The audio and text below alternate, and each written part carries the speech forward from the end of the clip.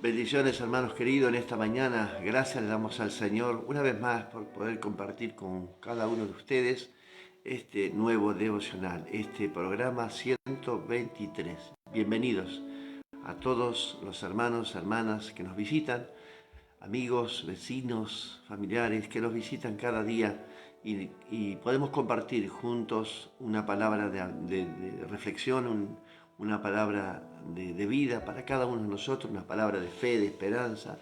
Y cada mañana el Señor puede ser que nos sorprenda con una palabra. Tal vez nos habla personalmente, individualmente, grupalmente, pero el Señor siempre nos está hablando a través, por medio de su palabra. Es el camino, es el puente para que Dios nos hable y que nos enseñe su palabra, la vida del Señor. Todo lo que está aquí en este manual tiene por el propósito de que nuestras vidas puedan cambiar, nuestras vidas puedan ser diferentes a la vida que hemos llevado hasta el día de hoy, o tal vez hace mucho tiempo has recibido al Señor y esto fue un cambio para tu vida total, ¿no es cierto? Así que esperamos que esta palabra en esta mañana pueda cambiar algunos aspectos de nuestras vidas también y que podamos reflexionar juntos en esta mañana y decir, bueno, gracias Señor, porque esta palabra era la que me hacía falta, esta palabra la que me da vida, realmente me exhorta, pero sé que es para bien. Amén. Así que a cada uno les saludo en esta mañana, le damos la bienvenida a todos. Quien te habla es el pastor Gustavo Diegues de la Iglesia La Luz Verdadera, aquí en la ciudad de Tandil, provincia de Buenos Aires, República Argentina, siendo las 7 de la mañana ya pasadita. Estamos nuevamente en vivo sobre esta plataforma Facebook y damos gloria a Dios porque podemos transmitir y dar un mensaje a la familia, a cada uno de aquellos que están esperando una palabra de aliento y de fortaleza. Así que damos la gloria a Dios porque el Señor nos permite. Hemos tomado el compromiso de leer la palabra de Dios en su totalidad, en todos los libros de la Biblia. Correlativamente, desde el primero libro de Génesis y consecutivamente seguimos leyendo los libros, al menos 3, 4 capítulos por día. En algún momento vamos a leer algunos más. Algunos son muy intensos, pero algunos leeremos algunos menos, pero seguiremos leyendo la palabra de Dios. Pase lo que pase, nada nos va a impedir que podamos leer todavía la palabra de Dios, la Biblia. Es el manual de instrucción para nuestras vidas, como cristianos, como hijos de Dios. Este es el manual, el acta que Dios nos ha dejado, el estatuto, el perpetuo, mandamientos, preceptos que Dios nos ha establecido para su pueblo físico, el pueblo de Israel, pero también a su pueblo espiritual, que somos nosotros, añadidos, injertados en este pueblo.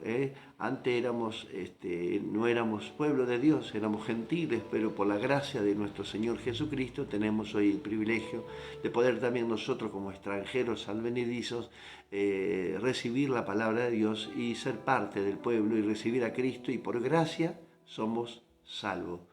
Aquel que cree en su corazón y confiesa con su boca que Jesucristo murió, que es nuestro Salvador, ese será llamado Hijo de Dios. Así que qué privilegio enorme tenemos de poder ser salvos de la ira venidera, de la ira de este mundo. El mundo está condenado, el mundo está para arriba, el mundo hace cosas tremendamente alocadas, fuera de la voluntad de Dios, por no estar en el Señor, por no aceptar la vida de Cristo, por no aceptar lo verdadero, lo bueno, porque es la intención de nuestro Dios de que tengamos una vida buena, sana.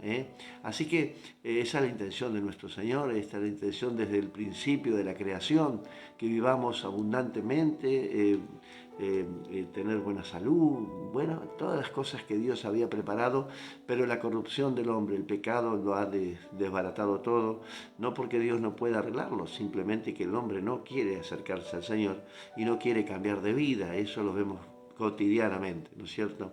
Personas que están enfermas, personas que están pasando problemas, que no se quieren acercar al Señor, siguen insistiendo en sus problemas, tal vez vienen un momento en busca de ayuda, pero persisten en sus problemas, en sus cosas cotidianas y no pueden ser libres. ¿Por qué? Porque rechazan, no quieren vivir. Jesús dijo, o estás conmigo o estás en contra de mí. Así que no hay opción, no hay punto medio aquí. Recibimos a Cristo, es la opción que no es la opción que nos queda, es la única opción que tenemos que aceptar. Amén. Así que bueno, hemos tomado este compromiso, como les dije, y estamos en el segundo libro de Crónicas, en el capítulo, hoy tenemos el compromiso del capítulo 30, 31, 32 y 33. La historia de los reyes, estamos hablando del rey Ezequías, un rey que hizo una reforma total. Evidentemente el pueblo se había dado cuenta de que era la forma correcta de buscar a Dios, no a medias, ¿no? Ni a veces buscando a Dios, pero seguimos teniendo otras cosas en nuestros corazones, otros dioses. La palabra de Dios habla de dioses, de cosas que adoramos, que hacemos dioses en nuestras vidas, el trabajo, la familia y tantas cosas, pero no le damos lugar al Señor, que se merece. El primer lugar, tenerlo en nuestro corazón. Así que este rey Ezequías está, como dije hace unos días, está dedicado 4 o 5 capítulos, la vida de Ezequías, hasta que muere. Y muere enfermo de una enfermedad porque Dios lo sana, ¿no es cierto? Le alarga la vida, que ya lo vamos a encontrar en estos capítulos. Su corazón se enaltece y bueno, y comete errores, como cometemos cada uno de nosotros, pero evidentemente vimos que Ezequías, el rey Ezequías, que reinó durante 29 años, hizo lo bueno ante el Señor. Cambió todo y reformó todo, levantó el culto, incluso que en el capítulo 30 celebra la Pascua, ordena a los sacerdotes, los levitas. En el capítulo 31 reorganiza el servicio de la casa de Dios, a los sacerdotes, a los levitas, y después seguimos más adelante. Bueno, vamos a compartir unos versículos, vamos a leer, vamos a reflexionar en esta mañana lo que Dios nos quiere decir en este día. Vamos a leer el capítulo 31, el verso 2 en adelante, algunos versículos, y después seguiremos analizando y reflexionando. Lo hacemos en el nombre del Padre, del Hijo y del Espíritu Santo. Ezequías reorganiza el servicio de los sacerdotes y levitas. Dice, y arregló Ezequías la distribución de los sacerdotes y de los levitas conforme a sus turnos, cada uno según su oficio, los sacerdotes y los levitas para ofrecer el holocausto y la ofrenda de paz, para que ministrasen, para que diesen gracias, alabasen dentro de las puertas de los atrios de Jehová. Versículo 5. Y cuando este edicto fue divulgado, los hijos de Israel dieron muchas primicias de grano, vino, aceite, miel y todos los frutos de la tierra. Trajeron a sí mismos en abundancia los diezmos de todas las cosas. Dice, y también los hijos de Israel y de Judá, que habitaban en las ciudades de Judá, dieron del mismo modo los diezmos de las vacas, de las ovejas, trajeron diezmos de los santificados, de las cosas que habían prometido a Jehová, y lo depositaron en montones. Mire, había montones de ofrenda en la casa de Dios. Bueno, el rey Ezequías tuvo que reorganizar todas estas cosas y él manda a construir esas salas, podríamos decir así, los alfolí, llamados alfolí, donde depositaban el grano, el aceite, el vino, todo lo que el pueblo de Dios, con gratitud, de corazón, porque realmente habían entendido, ofrecían ofrendas, diezmos, y traían en abundancia. Dice que era tremenda la abundancia de Dios. Después de esta comodidad, después de esto que está pasando en este momento, que el pueblo de Israel, el pueblo de Judá, restauran sus vidas, que realmente empiezan a disfrutar la vida de Dios, incluso al celebrar la Pascua, no alcanzaba el tiempo para reorganizarse, para celebrar las fiestas. No solo 14 días estuvieron celebrando, danzando, cantando al Señor en gratitud por la reforma que había hecho este rey Ezequías, la abundancia de alimento, las fiestas solemnes que hacían. Bueno, era tremendo y la verdad que estaban disfrutando un tiempo precioso. Pero De repente, cuando salió el sol para la vida de Israel y Judá, cae la noche. ¿eh? Mire, acá en el capítulo 32, Sennacherib invade a Judá. Empieza a atacar a Israel y a Judá con cartas, mandándole gente diciéndole que el Dios que tienen ellos no los va a poder defender. Usted lo va a encontrar aquí en el capítulo 32, haciéndole dudar al pueblo de que muchas veces estamos pasando pruebas y situaciones. No confíen porque el Dios que está con ustedes no los podrá salvar, porque ya hemos vencido en otros territorios, en otras personas que atacaron otros países, otras ciudades y lograron vencerlos. Y este rey ataca al pueblo de Dios creyendo que lo va a poder vencer. Imposible poder vencerlo. Pero vemos aquí, en este capítulo, que el rey Ezequías no confía en los hombres, confía en Dios. Y cuando viene este enemigo a atacarlo, va y consulta a Dios nuevamente. Dice aquí en el versículo, vamos a leer desde el versículo 4, entonces se reunió mucho pueblo y cegaron todas las fuentes y el arroyo que corría a través del territorio, diciendo, ¿por qué han de hallar los reyes de Asiria muchas aguas cuando vengan? O sea, ¿qué estaban haciendo?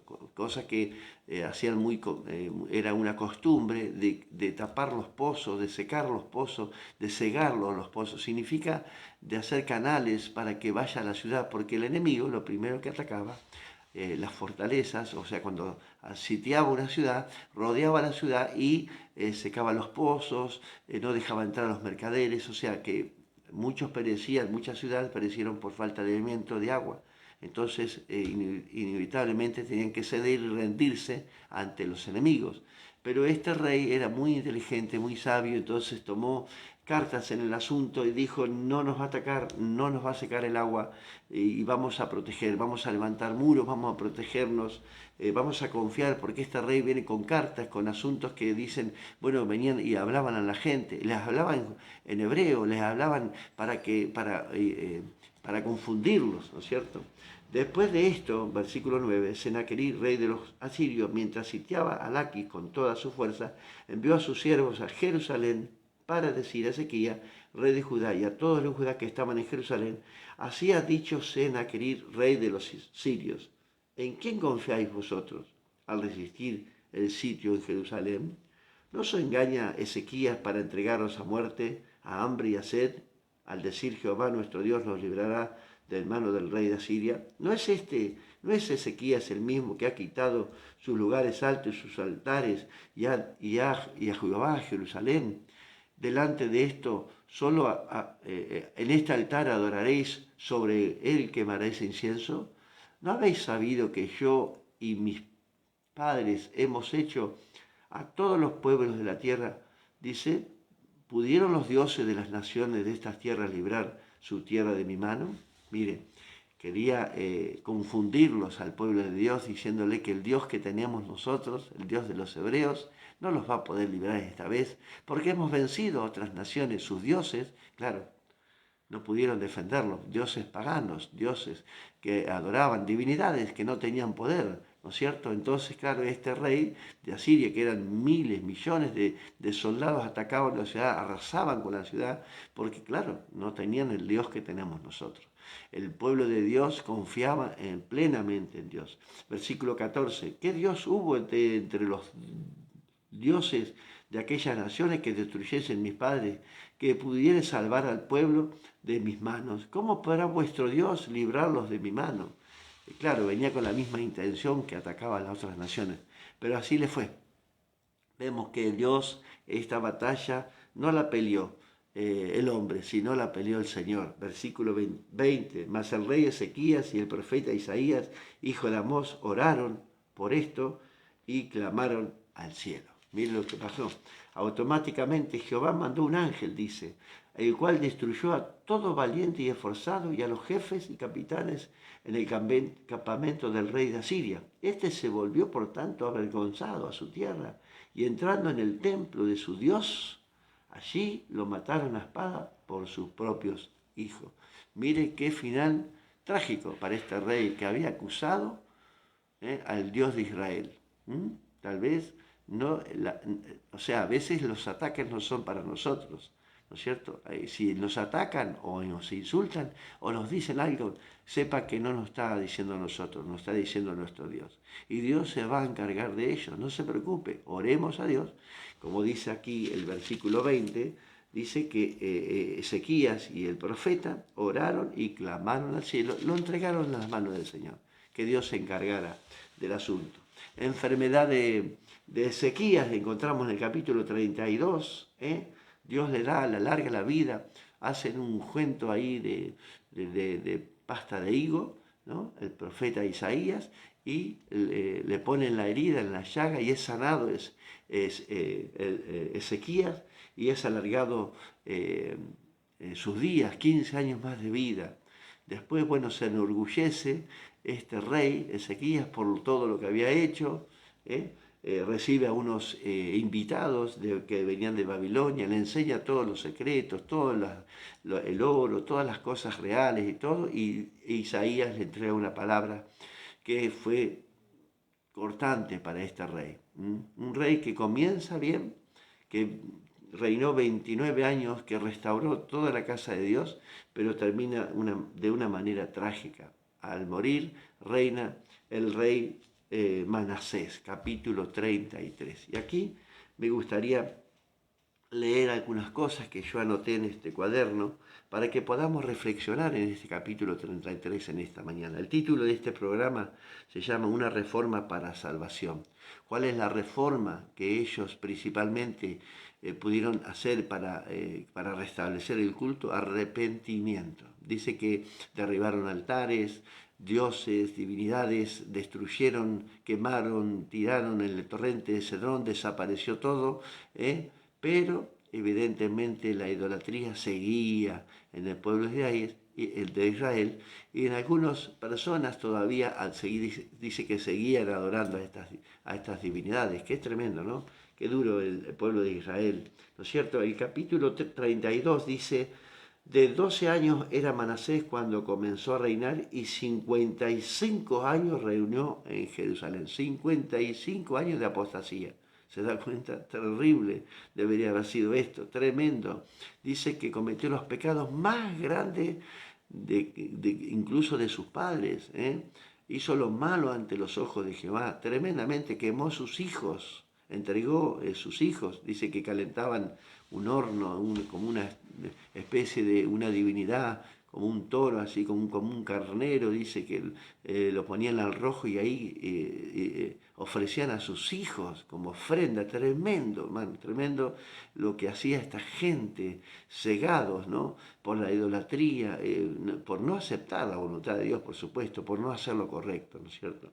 Bueno, en este cuaderno, como cada mañana escribo algo, todos estamos expuestos a cometer errores, ¿no es cierto?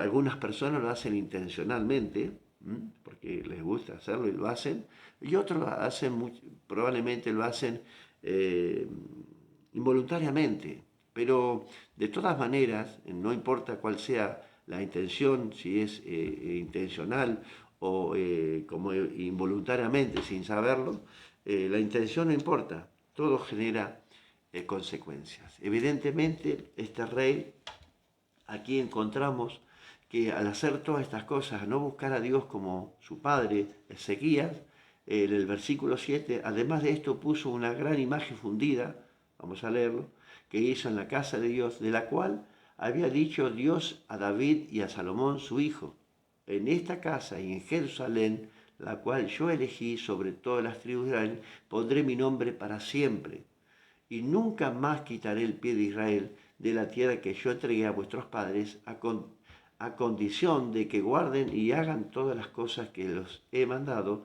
toda la ley, los estatutos, los preceptos por medio de Moisés. Manasés pues hizo extraviarse a Judá y a los moradores de Jerusalén para hacer más mal que las naciones que Jehová destruyó delante de los hijos de Israel.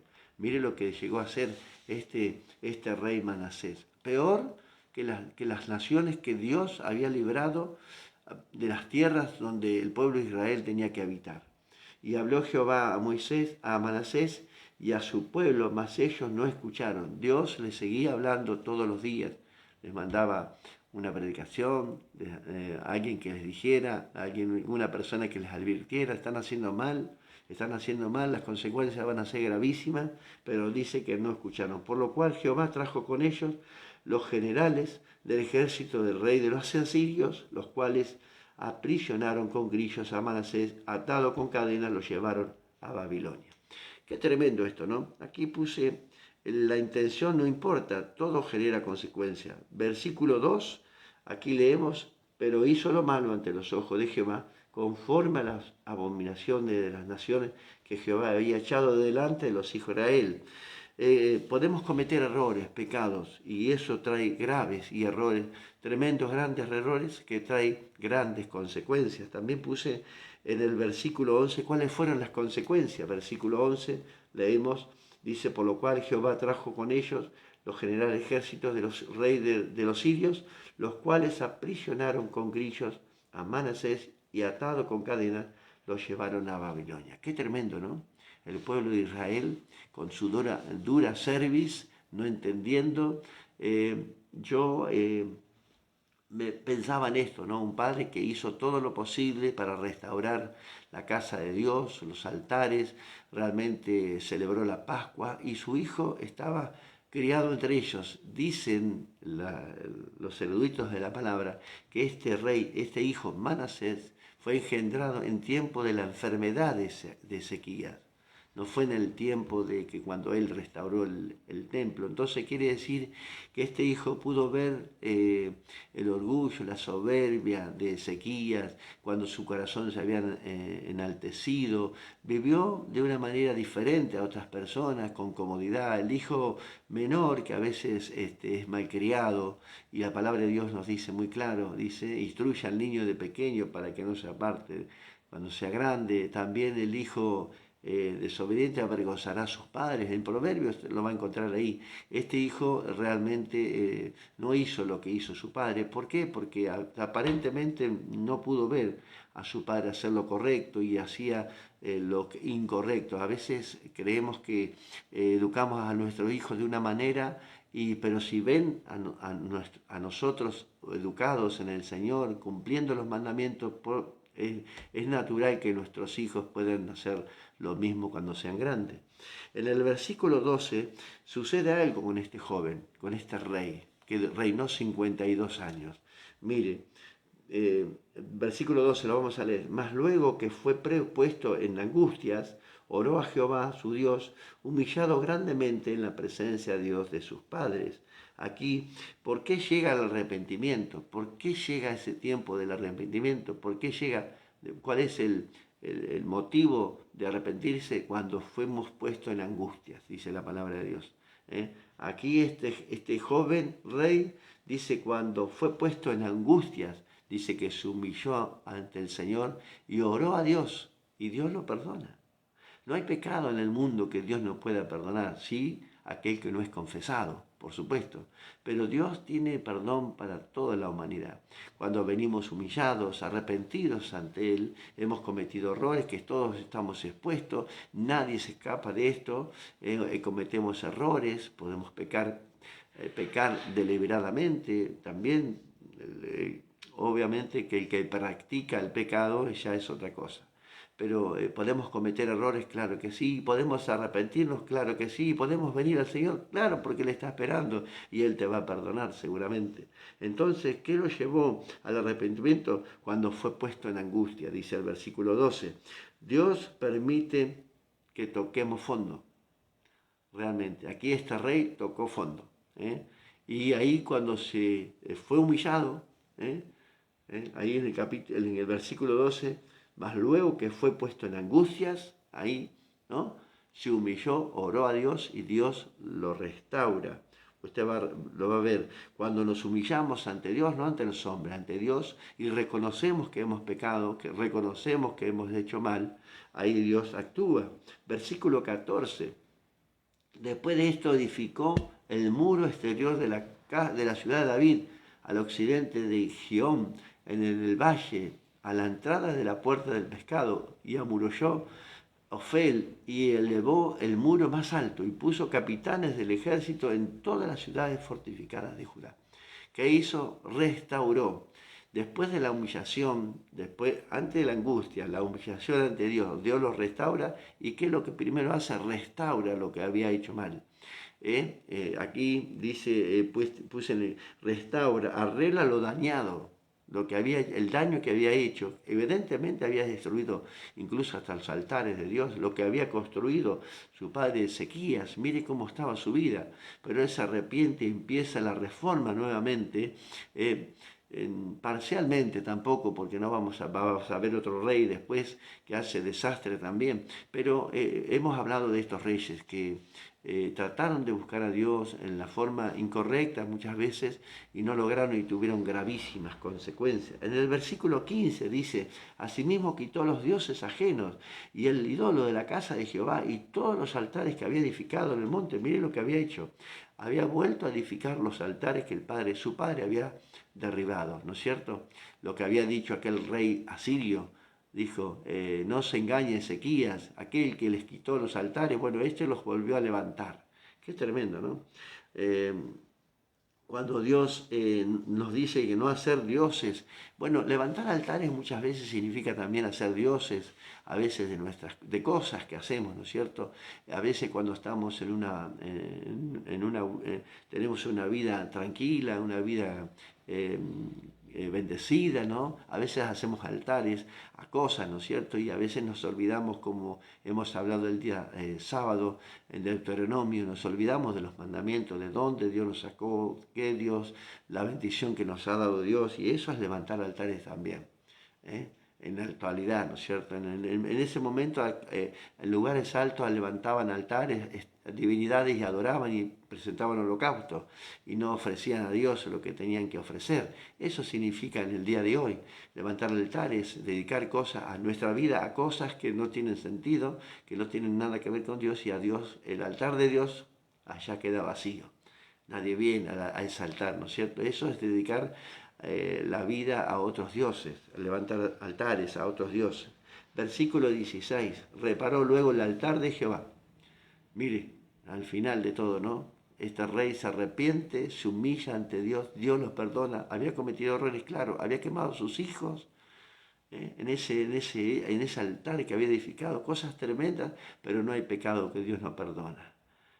Y dice el versículo 16, reparó luego el altar de Jehová y sacrificó sobre el sacrificios de ofrenda de paz y de alabanza, y mandó a Judá que sirviesen a Jehová, Dios de Israel. Pero el pueblo, versículo 17, reiteramos siempre, aún sacrificaba en los lugares altos, aunque lo hacían para Jehová su Dios. Mire, creyendo que lo hacían para Dios en lugares equivocados. Buscaban cosas equivocadas. Este hombre llegó a ser este rey Manasés, llegó a buscar en la oscuridad, en las tinieblas, en todo lo oculto, en todo lo pagano, había llegado al extremo. Pero por eso digo, no hay pecado que Dios no perdone. Por eso si en esta mañana estás en esta condición, a lo mejor tienes que arrepentirte y volverte al Señor. Arrepentirse y volverse al Señor significa hacer un alto en el camino y volver atrás. Porque Dios te perdona, Dios te recibe. Dios, si nos arrepentimos, si realmente nos hemos equivocado, si realmente lo hemos hecho con alguna mala intención, Dios perdona en nuestro corazón, pero tenemos que volvernos a Él. Y como le dijo a la mujer, aquella que fue acusada de adulterio, le dijo, vete y no peques más. Vete y no peques más. Son palabras que tenemos que usar, que tenemos que entender, ¿no es cierto? Vete y no peques más. No vuelvas a hacerlo. Ya fuiste descubierto, bueno, ya fuiste perdonado, pero no lo vuelvas a hacer. La consecuencia puede ser gravísima. Así que este rey tuvo consecuencias gravísimas en su vida. Así que en esta mañana, esta reflexión del versículo 16 significa que este rey volvió a la intimidad con el Señor. No era la última alternativa, sino era la única alternativa que tenía. No la supo aprovechar en su momento. Su padre había preparado todo, pero él no supo hacerlo y se equivocó y cometió errores gravísimos. Pero al final cuando estuvo en angustia, se arrepiente, se da cuenta de los errores cometidos y restaura la comunión con el Señor, su intimidad con el Señor, y vuelve a tener relación con Él. Aquí dice, versículo 18, los demás hechos de Manasés y su oración a su Dios y las palabras de los videntes que hablaron en el nombre de Jehová, el Dios de Israel. Aquí todo está escrito en las cartas de los reyes, usted lo va a encontrar allí en el capítulo 21. Su oración también, segunda de Reyes, su oración también y como fue oído todos sus pecados, su prevaricación, los sitios donde edificó lugares altos, erigió imágenes de Aserá e ídolos antes que se humillase. He aquí estas cosas están escritas en las palabras de los videntes. Y durmió Manasés con su padre y lo sepultaron en su casa y reinó en su lugar Amón, su hijo. Tremendo. Usted va a encontrar en este capítulo, versículo 21, de 20 años era Amón cuando comenzó a reinar y 2 años reinó en Jerusalén, dice, e hizo lo malo ante los ojos de Jehová como había hecho Manasés, su padre. De tal palo está la astilla, podemos decir, ¿no es cierto? ¿Qué pudo ver ese hijo? ¿En qué familia se crió? En todo esto que había hecho este hombre, este rey Manasés. Dice, y lo aprendió a hacer muy bien, porque ofreció sacrificio y sirvió a todos los ídolos que su padre Manasés había hecho, pero nunca se humilló delante de Jehová como se humilló Manasés su padre. Antes bien aumentó el pecado y conspiraron con él sus siervos y lo mataron en su casa. 2 años simplemente reinó. Acá tenemos algo muy importante que destacar. Este Manasés tenía la facilidad, o tal vez tuvo la facilidad de renunciar a todo, arrepentirse y volverse a Dios. El hijo de Manasés no tuvo la misma suerte, ¿no es cierto? Podemos decir así. No tenía la misma facilidad de arrepentirse. Al contrario, no se arrepintió nunca, hizo lo malo y nunca aceptó y nunca se humilló ante el Dios de Israel. Y así pereció, 2 años solamente estuvo reinando. Bueno, estamos relatando las historias de los reyes de Israel, ¿no es cierto? Tremendas historias, ¿no es cierto? Algunos un poco más, un poco menos, algunos tuvieron un poco más de reinado, otros menos, pero la mayoría, en su mayoría, no buscaron a Dios, no hicieron lo correcto. Así fue el reinado de estos tiempos del pueblo de Israel, de Judá, que hasta el día de hoy tienen consecuencias gravísimas por no haber buscado a Dios correctamente, tremendamente. Pero bueno, así nos presenta este libro, así tenemos que seguir estudiando y leyendo y sacar conclusiones para nuestras vidas. ¿Cómo está nuestra vida hoy? Si realmente nos hemos arrepentido, nos da claras evidencias de que si no buscamos a Dios verdaderamente, tendremos sin duda consecuencias gravísimas probablemente en nuestras vidas. Con mucha gente hablamos, le decimos, tenemos que buscar a Dios, tenemos que buscar a Dios, venir a Él. Como dijo Jesús, venir a mí todos los que están trabajados y cargados, que yo los haré descansar. Es simple, es recibir a Cristo en nuestro corazón y volvernos al Señor. ¿Podemos pasar pruebas y luchas? Claro que sí. Vamos a pasar dificultades, por supuesto. Vivimos en este mundo perverso y maligno, enredado en todo esto, pero Dios, dice, esta salvedad que tenemos como hijos de Dios, tenemos a Cristo en nuestro corazón. Él habita en nosotros, Él está y nos da la paz.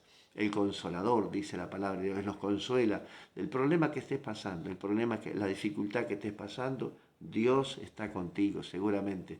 Si estás arrepentido, estás humillado ante Él, has pedido perdón, seguramente que Dios está contigo. Así que no volvamos a hacer, no volvamos a cometer los mismos, no volvamos a tropezar con la misma piedra. Amén. Que Dios te bendiga en esta mañana. Juntos podemos hacer y qué momento propicio para poder orar y pedirle al Señor que nos ayude. Y si nos tenemos que arrepentir, nos arrepentimos. Amén. Oramos juntos. Amado Dios, en esta mañana te damos gloria y alabanza a ti una vez más por esta oportunidad que tú nos das. Nuevamente, Señor, tenemos una oportunidad en vida de poder arrepentirnos en esta mañana y pedirte perdón por nuestros errores cometidos delante de tu presencia. No solo, Señor, fueron consecuencias para nuestra vida, sino también consecuencias para toda nuestra familia, para toda nuestra casa, para todo nuestro alrededor. Señor, te pedimos, nos volvemos a ti, Señor, humillados ante tu presencia. Señor, restauraremos, Señor, ese altar, Señor amado, que hemos dejado de adorarte y glorificarte y sacrificar en ese altar. Lo restauraremos, lo pondremos en orden, Señor amado, y volveremos la intimidad contigo, Señor, a buscarte, Señor, todos los días de nuestras vidas.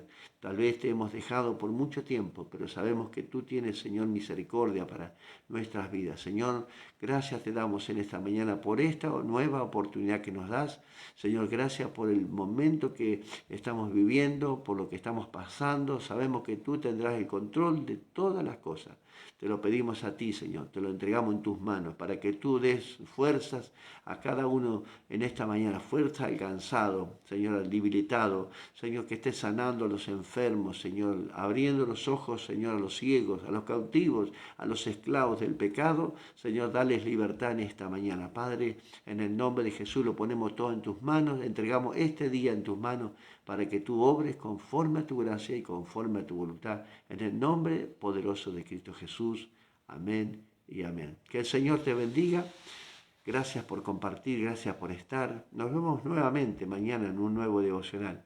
Estaremos aquí a partir de las 7 de la mañana. Dios te bendiga, que tengas un excelente día. Muchas bendiciones.